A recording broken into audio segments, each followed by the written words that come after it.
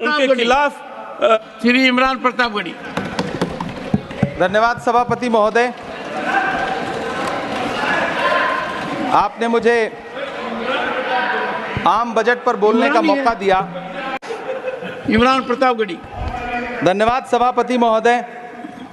83 minute 71 बार थपथपाई गई मेज, 14,417 शब्दों का बजट भाषण और उस बजट में अपने लिए राहत तलाशती मिडिल क्लास की हैरतज़दा आंखें। सभापति महोदय, मेरे हाथों में जो दस्तावेज है, दरअसल ये देश के किसानों, गरीबों, मजदूरों की उम्मीदों का स्मारक है। ऐसा लग रहा है जैसे वित्त मंत्री महोदया ने बजट नहीं तैयार किया है, बल्कि प्रधानमंत्री जी की मन की बात का संकलन तैयार किया है। टूटा हुआ लश्कर का भरम देख रहे हैं, टूटा हुआ लश्कर का भरम देख रहे हैं और जिल्ले इलाही के करम देख रहे हैं। ताकत का नशा अक्ल पे हावी है तुम्हारी, तुम देख न पाओगे जो हम देख रहे हैं। वित्त मंत्री महोदया ने इस बजट में महंगाई पर सिर्फ 10 शब्द बोला है। जिस देश में टमाटर 100 रुपए किलो बिक रहा हो, सभापति महोदय मेरा टाइम पॉज करें और बार बार इंटरप्ट करने को या तो मना करें। हाँ बोले, कृपया बोले। सभापति महोदय, वित्त मंत्री महोदया ने इस बजट में महंगाई पर सिर्फ 10 शब्द बोले हैं। जिस देश में टमाटर 100 रुपए किलो बिक रहा हो, उस देश की वित्त मंत्री के पास बजट में महंगाई पर बोलने के लिए सिर्फ 10 शब्द है। डीजल, पेट्रोल, आटा, चावल, दाल, सब्जी की महंगाई का तो कोई जिक्र ही नहीं। सावन चल रहा है तो प्याज और लहसुन का दाम पूछना तो शायद पाप होगा। मैंने तो यह भी सुना है कि वित्त मंत्री जी जो चीज खुद नहीं खाती हैं, उसके दाम से उनका कोई लेना देना नहीं होता। लेकिन इस बार बजट पेश करने के लिए पार्लियामेंट आने से पहले वित्त मंत्री जी ने दही और चीनी खाई थी। अब तो उनसे यह पूछा जा ही सकता है कि उन्हें दही, दूध और चीनी का रेट तो इन दिनों पता ही होगा। क्या उसे सस्ता करवाएंगी या नहीं सस्ता करवाएंगी?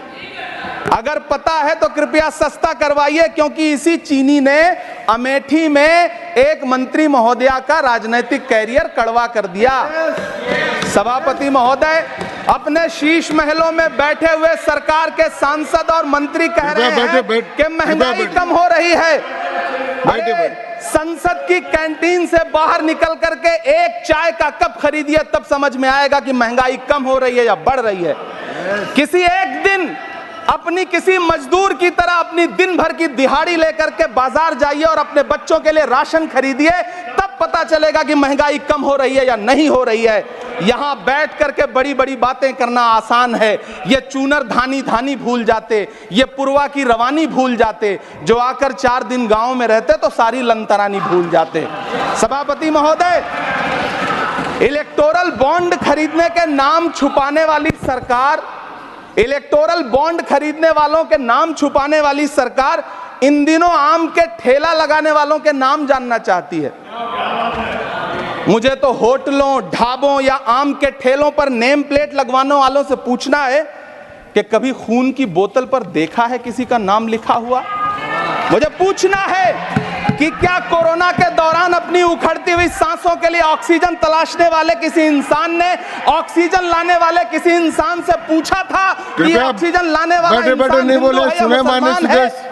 मुझे पूछना है कि लावारिश लाशों के लिए कोरोना में कांधा देने वाले, चिताओं के लिए लकड़ियां सजाने वाले किसी इंसान से पूछा गया था उसका नाम, उसका मजहब? लेकिन इन दिनों पूछा जा रहा है। सभापति महोदय, अफसोस देश के प्रधानमंत्री जी ने कभी न टूटने वाली चुप्पी ओढ़ ली है। सभापति महोदय, जनता ने 63 सीटें कम क्या कर दी, ये सरकार तो अमृतकाल का नाम लेना ही भूल गई। ये भूल गई है अमृतकाल को, ये भूल गई है मनरेगा को, ये भूल गई है मौलाना आजाद नेशनल फेलोशिप को, ये भूल गई है मणिपुर को, ये भूल गई है महाराष्ट्र को। मुझे गर्व है कि मैं राज्यसभा में महाराष्ट्र का प्रतिनिधित्व तो करता हूं।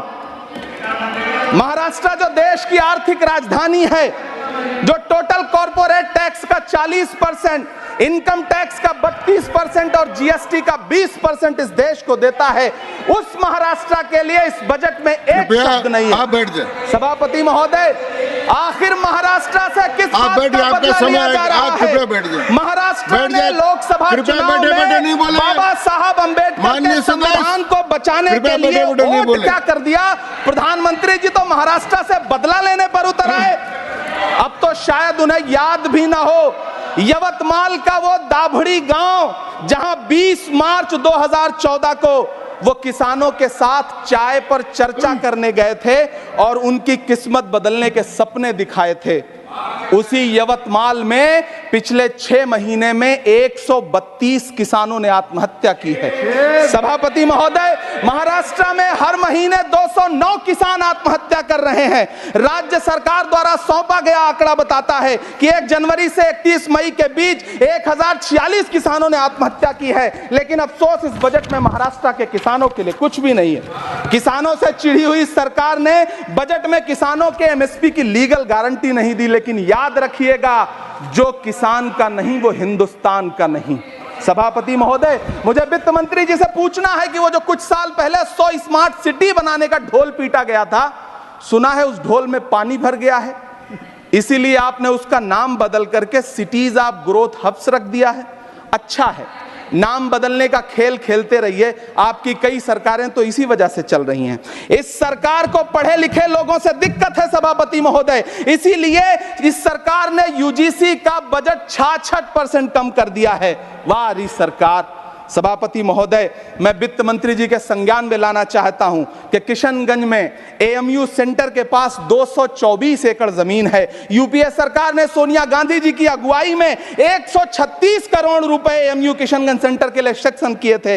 लेकिन आपकी सरकार ने पिछले 10 साल में उस 136 करोड़ में से सिर्फ 10 करोड़ रुपया रिलीज किया है।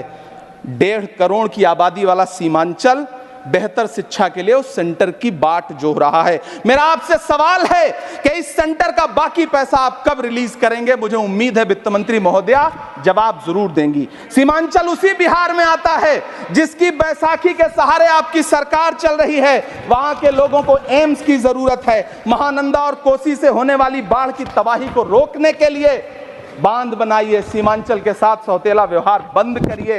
इकोनॉमिक कॉरिडोर बनाने से किसी राज्य का विकास नहीं होगा, विकास होगा स्वास्थ्य और शिक्षा के बुनियादी मुद्दों के लिए बजट देने पर।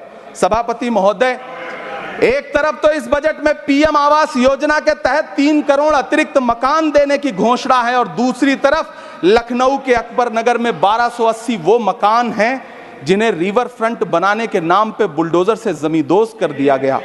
सभापति महोदय, लोग चीखते रहे, बच्चे बिलखते रहे, वसुधैव कुटुंबकम का नारा लगाने वाली सरकार इंसानों के घरौंदे उजाड़ कर जश्न मना रही है। सभापति महोदय, मेरा बहुत भावुकता के साथ देश के प्रधानमंत्री से सवाल है कि इन उजड़ते हुए मकानों और बेघर होते हुए घरों को देख करके आपको नींद कैसे आती है, आप सो कैसे पाते हैं? मेरा सवाल है इस देश के प्रधानमंत्री से, या तो लोगों के घरौंदे उजाड़ना बंद करिए या फिर करोड़ों मकान बनाने की झूठी घोषणाएं करना बंद करिए।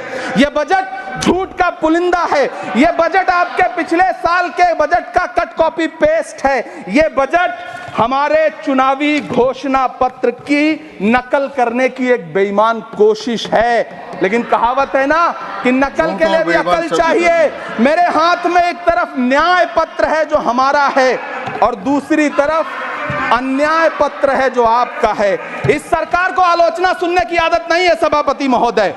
जब आप इनसे सवाल पूछिए तो ये कहते हैं कि आप बताइए 70 साल में आपने क्या किया है। मैं तो इस सदन में कहना चाहता हूं सभापति महोदय कि हमसे 70 साल का हिसाब मांगने वालों, जो सरकार अपना चलाया हुआ 2000 का नोट 7 साल नहीं चला सकी, वो हमसे 70 साल का हिसाब मांगती है। सभापति महोदय, मैं अंत में आपसे यह कहना चाहता हूं, यह बजट बैसाखी पर टिकी हुई सरकार का कुर्सी बचाओ बजट है। इस बजट में राज्यों के साथ, किसानों के साथ, नौजवानों के साथ, महिलाओं के साथ, देश के मिडिल क्लास के साथ अन्याय किया गया है और इस अन्याय का खामियाजा आपको महाराष्ट्र, हरियाणा और झारखंड के चुनाव में भुगतना पड़ेगा। सभापति महोदय, इस सरकार ने नोटबंदी लगाकर देश की आम जनता की पूंजी कृपया छीन ली। बैठे-बैठे नहीं बोले, गब्बर सिंह कृपया। टैक्स लगा करके छोटे व्यापारियों के कारोबार छीन लिए, पेपर लीक करवा करके युवाओं की आंखों से नौकरी के सपने छीन लिए, अग्निवीर लाकर देश के जवानों की उम्मीदें छीन ली, बुलडोजर लगाकर लोगों के आशियाने छीन लिए, महंगाई लाकर देश की जनता की थाली से निवाले छीन लिए और नारा लगाया कि हम तो सेवक हैं, 18-18 घंटे काम करते हैं। इन्हीं लोगों के लिए किसी ने शेर कहा है कि जो सच और झूठ में दूरी है वो दूरी समझते हैं, सियासी हाकिमों की हम भी मजबूरी समझते हैं, वो अपना हक समझते हैं निवाला छीन लेने को, डकैती को बहुत से लोग मजदूरी समझते हैं। हमें पता है कि कैसी मजदूरी की जा रही है। सभापति महोदय, मैं यहाँ खड़ा होकर के अंत में आपसे कहना चाहता हूँ कि इस बजट में तमाम राज्यों के साथ अन्याय किया गया है, इस बजट में युवाओं के साथ अन्याय किया गया है, महिलाओं के साथ अन्याय किया गया है और खास तौर से महाराष्ट्र के लिए कुछ नहीं रखा गया है। महाराष्ट्र बाढ़ से जूझ रहा है, पानी बरसने से वहां 1500 से ज्यादा लोग मारे गए हैं। उस शहर को, उस राज्य को 4000 करोड़ के पैकेज की जरूरत है ताकि जो फसलें बर्बाद हुई हैं लोगों को राहत दी जा सकी। लेकिन अफसोस इस बजट में महाराष्ट्र के लिए ऐसा कुछ भी नहीं है। मैं आखिर में यह कहना चाहता हूं कि पिछले 7 दिन से इस बजट का बड़ा ढिंढोरा पीटा जा रहा है, इसे महान बताया जा रहा है, लेकिन कौन महान बता रहा है? सत्ता पक्ष के लोग, उन्हें तो बताना ही है, क्योंकि मैं अवध क्षेत्र से आता हूं, प्रतापगढ़ से, नीरज भाई भी अवध और पूर्वांचल से आते हैं। वहां एक कहावत है कि बिटिया की तारीफ किसने की? बिटिया की महतारी ने, यानी कि बेटी की प्रशंसा किसने की? मां ने। तो इस बजट की तारीफ सत्ता पक्ष करे तो करेगा ही, लेकिन विपक्ष के एक भी सांसद से आप पूछिए कि क्या उसके राज्य को कुछ मिला है, तो वो ये कहेगा कि नहीं, कुछ भी नहीं मिला है। बहुत बहुत धन्यवाद सभापति महोदय।